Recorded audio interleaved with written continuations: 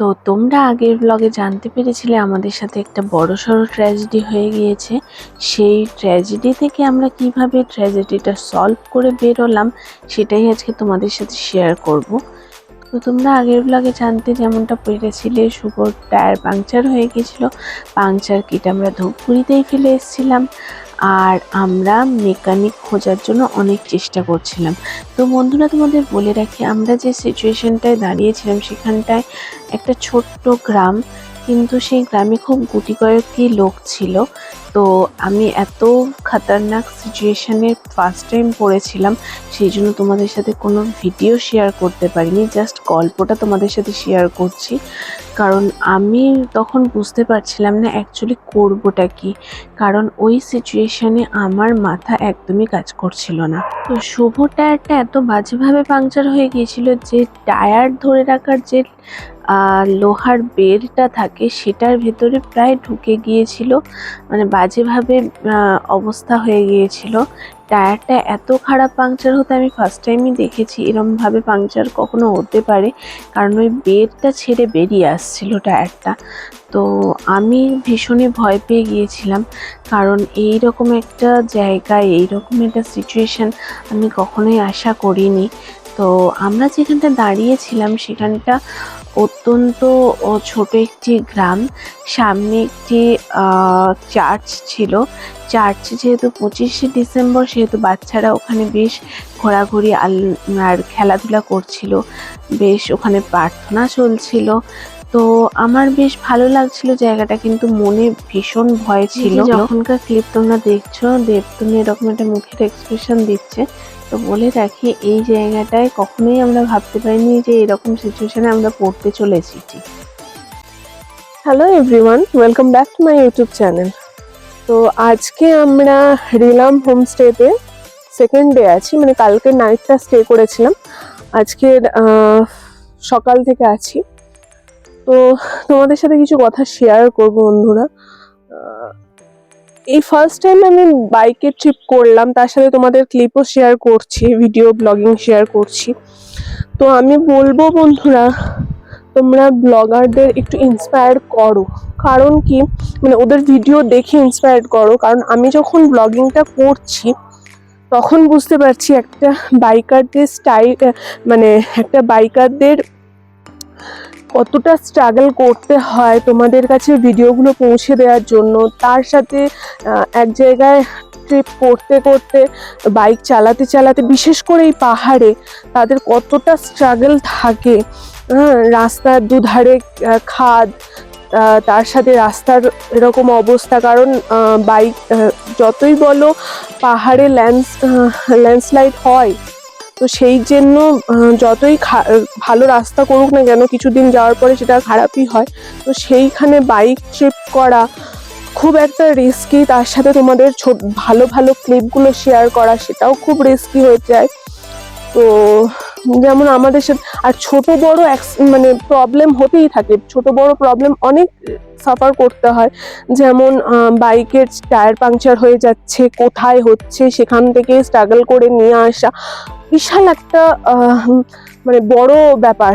তো তোমরা, আমি আমার ব্লগের কথা বলছি না, যারা বাইকার হয়, যারা ব্লগিং করে, তাদের অবশ্যই ভিডিওগুলো দেখো, শেয়ার করো, আর অবশ্যই তাদেরকে ইন্সপায়ার্ড করো। কারণ তাদের স্ট্রাগলটা আমি নিজে বুঝতে পারছি কতটা স্ট্রাগল তাদের থাকে। যেমন দেখো, আমাদের সাথেও হয়েছে, শুভর বাইকে এই দশা হয়েছে, মানে একটা বড় সাইজের পেরেক ঢুকে গিয়েছিল, সেটাকে প্লাস এখানে সারাই করেছে, তার পাংচারটা ঠিক করা হয়েছে, করে নিয়ে আসা হয়েছে। তো এরকম অনেক চ্যালেঞ্জ থাকে, বাইকারদের অনেক চ্যালেঞ্জ নিতে হয়। তো সেই জন্য তোমরা সবসময় তাদের ব্লগ দেখো। আমি তো বলবো তাদের চ্যালেঞ্জটা আমরা ভাবতেই পারবো না, যে চ্যালেঞ্জের সম্মুখীন তারা হয়। তো যে জায়গায় আমাদের সাথে এই ট্র্যাজেডিটা হয়েছিল সেখান থেকে আমরা অনেকক্ষণ দাঁড়িয়ে কোনো হেল্পের আশায় ছিলাম যে কেউ এসে আমাদের হেল্প করবে। তার জন্য আমরা অনেকক্ষণ দাঁড়ানোর পরে ট্রাক যাচ্ছিল, ট্রাকদের জিজ্ঞেস করলাম যে এখান থেকে মানে সেই লোকেশন থেকে মেকানিকের জায়গাটা কতটা দূর। তো 3 কিলোমিটার মতন ছিল। তো ডিসাইড করা হলো যে শুভ বাইকটাকে আস্তে আস্তে চালিয়ে নিয়ে যাবে, আর পিছনে থাকবে আমাদের অমিতদা আর সায়ন। তো ওরাও পিছন পিছন গেল বাইক নিয়ে। তো এর মধ্যে রিস্কও অনেক ছিল। তো যে লোহার বেডটা থেকে টায়ারটা ছেড়ে এসেছিল মানে অ্যালয় থেকে, তো ওইটা আরও ছেড়ে যাওয়ার সম্ভাবনা, টায়ার বাস্ট করার সম্ভাবনা থাকে, অনেক প্রবলেম থাকে। তো তা সত্ত্বেও ওরা রিস্কটা নিল, কারণ কোনো উপায় ছিল না। ওই জায়গায় মেকানিক আর কেউই আসতে চাইছিল না, কারণ সবাই একটু আগে গিয়ে চেষ্টা করছিল যাতে কনভিন্স করে নিয়ে আসা যায়। তো এরকম একটা সিচুয়েশন ক্রিয়েট হয়ে গেল।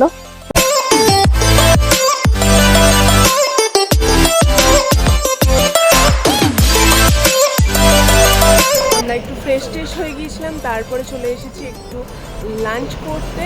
তো লাঞ্চ করে আমরা যে ভিউ পয়েন্টগুলো যাওয়ার আছে সেগুলোয় যাব।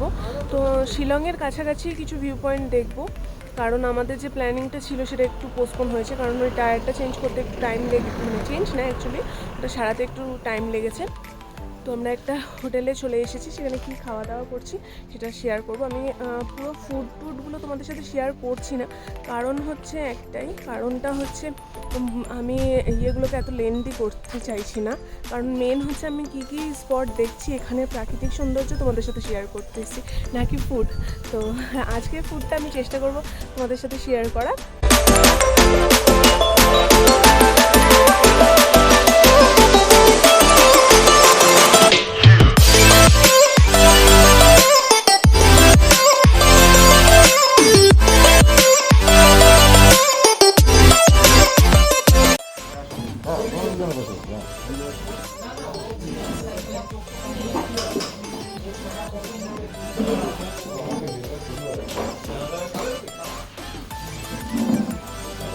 তো তোমাদের সাথে ছোট্ট একটা কথা শেয়ার করি। এই যে জিনিসটা তোমরা দেখতে পাচ্ছ, এটা হচ্ছে মেঘালয়ের ট্র্যাডিশনাল একটা ছাতা ধরতে পারো, কারণ এখানকার ওয়েদারে সবসময় বৃষ্টি হয়। তো ওরা বৃষ্টির হাত থেকে বাঁচার জন্য এই ব্যবস্থাটা করেছে। অ্যাকচুয়ালি ওরা যখন বাইরে বেরোয় বা চাষ টাস করতে বেরোয় তখন ওদের খুব বৃষ্টিতে অসুবিধা হয়। তো সেই জন্য ওরা বেতের জিনিস দিয়ে এই জিনিসটা বানিয়েছে, যাতে বৃষ্টির হাত থেকে ওরা বাঁচতে পারে। ফাইনালি আমাদের দুপুরের লাঞ্চটাও চলে এসেছে। তো লাঞ্চে ছিল এত কিছু আইটেম। তো কথাও বলতে বলতে ফাইনালি চলে এলো আমাদের মেনুতে ছিল ডাল, 5 রকম সবজি, বেগুনি, পাঁপড় ভাজা, আর এই দিন আমরা ফার্স্ট টাইম ট্রাই করেছিলাম পর্ক। তো বেশ ভালোই লাগলো। তো খাওয়া দাওয়া করে আমরা ফের যাত্রা শুরু করলাম আমাদের পরের গন্তব্যের দিকে, যেটা হচ্ছে লাইটলাম ক্যানিয়ন। তো ফের ফিরে আসি ঘটনাটায়, যেটা ছিল প্রথমে 3 কিলোমিটার দূরত্ব যখন আমরা জানতে পারলাম তখন ডিসাইড করা হলো শুভ আর সায়ন আর অমিতদা যাবে, গিয়ে ওদেরকে কনভিন্স করে নিয়ে আসবে যাতে বাইকটাকে কোনোভাবে ওরা রিপেয়ার করে দেয়। আমরা ভাবতে পারিনি এতটা বড় একটা কিছু হয়ে গেছে। তো ওদেরকে অনেকক্ষণ ধরে প্রায় 3 কিলোমিটার যাওয়ার পরে আমি মাইতি আর দেবতনু ছন্দা একটা জায়গায় দাঁড়িয়েছিলাম, যেটা বলেছিলাম ওই চার্চটার কাছে। তো বাচ্চাগুলো আমাদের দেখে কি বেশ কিছু বলা বলি করছিল, যেগুলো ওদের ভাষায় আমরা বুঝতে পারছিলাম না। আর আমরা রাস্তার ধারে দাঁড়িয়ে আছি, এরকম একটা সিচুয়েশান, বেশ ঠান্ডাও পড়ছে, আস্তে আস্তে সন্ধে হচ্ছে।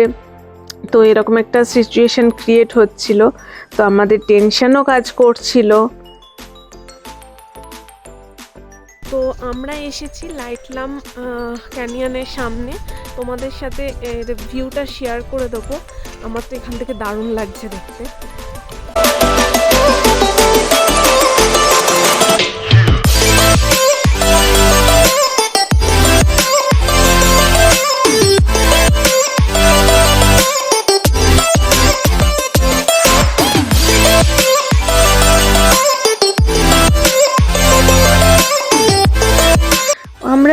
ভেবেছিলাম পাংচারটা সারিয়ে ওটায় হাওয়াটা দিলেই হয়তো টায়ারটা ঠিকভাবে সেট হয়ে যাবে। তো এর মধ্যে আমরা করলাম কি অনেকক্ষণ ধরে ওয়েট করছিলাম যাতে ওরা তাড়াতাড়ি ফেরে, তো ফোনও করছিলাম। তো বলছিল যে যেহেতু আমাদের ভাষার সাথে ওদের ভাষা পুরোটাই আলাদা, এই সহজ সরল মানুষগুলোকে বোঝানোটা খুব ডিফিকাল্ট ছিল যে আমাদের সাথে কি আমরা কি সিচুয়েশনে পড়েছি আর সেই সিচুয়েশন থেকে ওদের কি হেল্পটা চাই।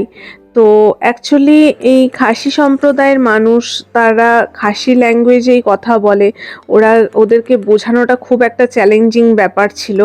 তো মেকানিককে অনেক বোঝানোর পরে ওরা আসতে রাজি হলো, কিন্তু অ্যাকচুয়ালি ওদের আসার জন্য পুরো দোকান বন্ধ করে আসতে হবে, কারণ ওদের লোক সংখ্যাটা খুব কম ছিল। তা অনেকক্ষণ বাদে কোনোভাবে কনভিন্স করে নিয়ে আসা হলো অনেক টাকা এক্সট্রা দিয়ে। তো ওরা এসে পাংচারটা সারানো হলো, কিন্তু হাওয়া দেওয়ার যে মেশিনটা ছিল আমাদের কাছে সেটাই আমরা নিয়ে বেরোইনি। এটাও ছিল একটা ট্র্যাজেডি আমাদের কাছে। তো এইভাবে একটা সিচুয়েশান তৈরি হলো। তো কোনোভাবে আমরা ডিসাইড করলাম যে শুভ চালিয়ে আস্তে আস্তে ডাউনের দিকে নামবে, যেটা ছিল রিলামের দিকে। ওখানে কোনো মেকানিকের কাছে গিয়ে হাওয়া দিতে হবে, কারণ যে মেকানিকরা আমাদের পাংচারটা সারিয়েছিল তাদের দোকান অলরেডি বন্ধ হয়ে গেছে, আর তাদের চাবি নিয়ে সেই দোকানের মালিক অলরেডি বাড়ি চলে গেছে। আর এই যে সিচুয়েশনটা ক্রিয়েট হয়েছিল তার মধ্যে প্রচণ্ড ঠান্ডা পড়ছিল, কুয়াশায় আমাদের গা ভিজে যাচ্ছিল যখন আমরা শুভদের জন্য ওয়েট করছিলাম।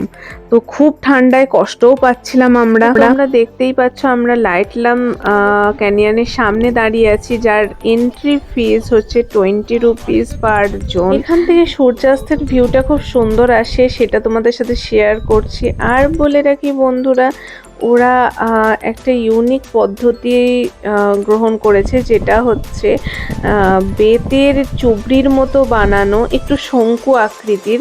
সেটাকে ওরা ডাস্টবিন হিসেবে ওখানে রাখে, যাতে তোমরা একটু ক্লিন করে রাখো জায়গাটা। ওরা নিজেরাও ক্লিন করতে ভালোবাসে আর রাখতেও ভালোবাসে। এই দেখো বন্ধুরা কি সুন্দর ভিউটা আসছে। আশা করি এই ব্লগটা তোমরা এনজয় করছো আর আমার গল্পটাও এনজয় করছো। যদি গল্পটা ভালো লাগে, আমার ব্লগ ভালো লাগে, অবশ্যই চ্যানেলকে সাবস্ক্রাইব করো আর শেয়ার করে দিও তোমার বন্ধুদের জন্য, যাতে তারাও আমার ব্লগ এনজয় করতে পারে। সূর্যাস্ত হওয়ার পরে আমরা রিলাম হোমস্টেতে ফেরত চলে এসেছি। তো তোমরা দেখতেই পাচ্ছ আমাদের বারবিকিউ এর প্রস্তুতি চলছে। তার আগে একটু চা খেয়ে নিয়েছিলাম আমরা। তো তারপরে ফের গল্পটা শুরু করি। তো এতটা রাস্তা আমাদের ফেরার ছিল, তো শুভ সেই রিস্কটা নিল যে আস্তে আস্তে চালিয়ে রিলামের দিকে যাবে। তো আমরা যাত্রাটা ফের শুরু করলাম। এই যে জানতে পারবো আমাদের জন্য বড় কিছু ওয়েট করে রয়েছে, সেটা ভাবতেও পারিনি। তো পরের গল্পটা পরের ব্লগের জন্য রাখা রইল। তো তোমরা পরের ব্লগের জন্য একটু ওয়েট করে যাও। আজকের জন্য টাটা।